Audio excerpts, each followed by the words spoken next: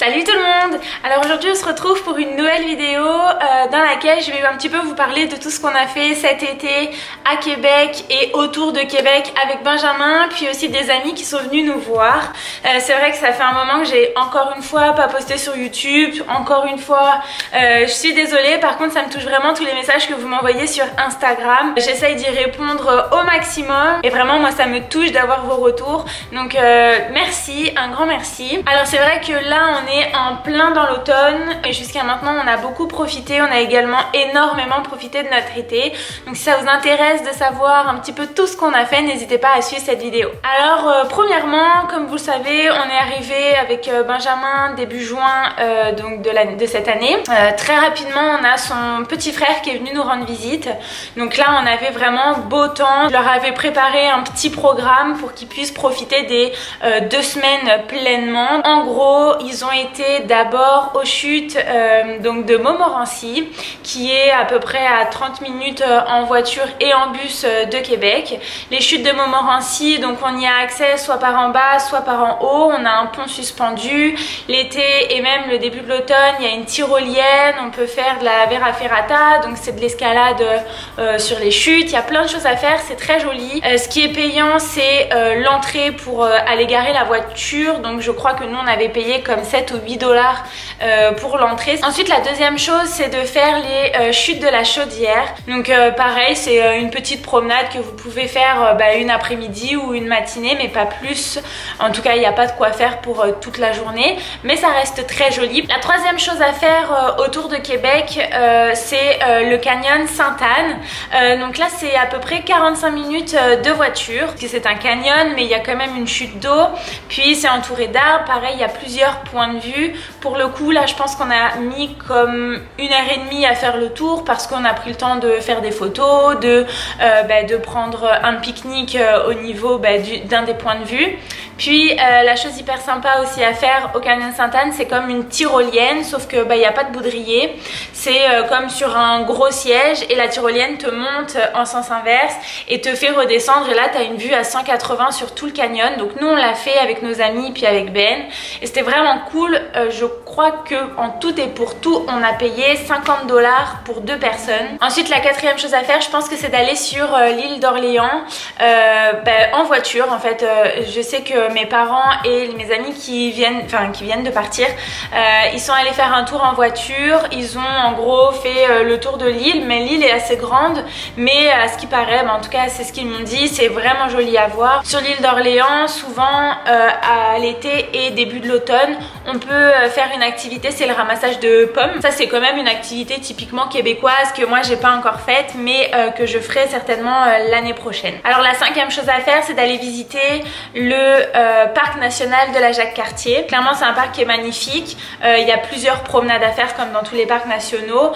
Jusqu'à maintenant j'ai fait 2 promenades, je pense c'est celle des cascades, je me rappelle plus exactement, et là tout récemment j'ai fait la promenade des loups, c'est un peu la basique. Enfin moi c'est un parc que je recommande. On a vu sur la rivière Jacques-Cartier, et puis clairement c'est sympa pour partir vraiment toute la journée.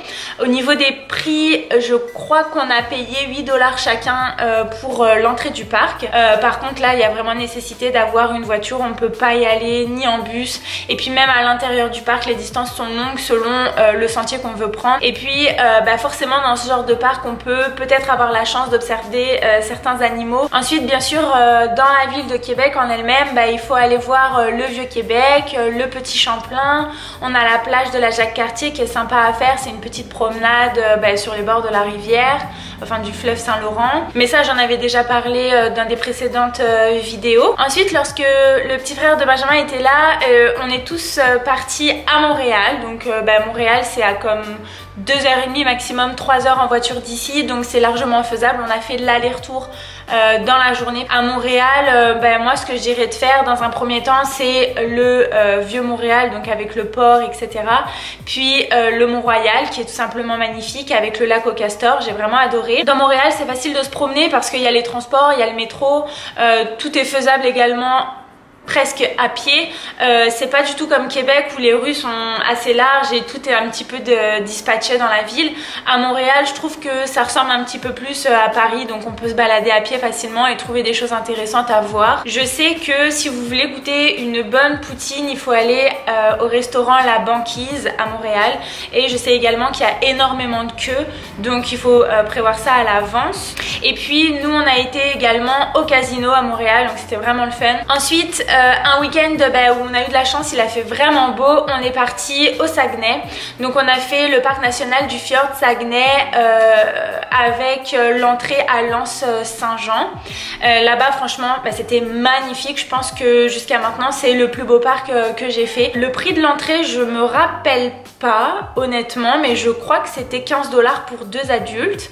Nous on avait dormi à l'Anse Saint-Jean, donc on n'avait pas dormi à l'intérieur du parc parce que malheureusement on était parti sur un week-end de 3 jours, et généralement quand c'est férié il faut réserver plusieurs journées de camping, puis nous en plus on n'est pas du tout équipés en camping. Enfin bref, on a dormi dans une auberge, je vous mettrai le nom de l'auberge ici, puis quelques petites photos. Franchement ça donnait directement sur le fjord, c'était magnifique.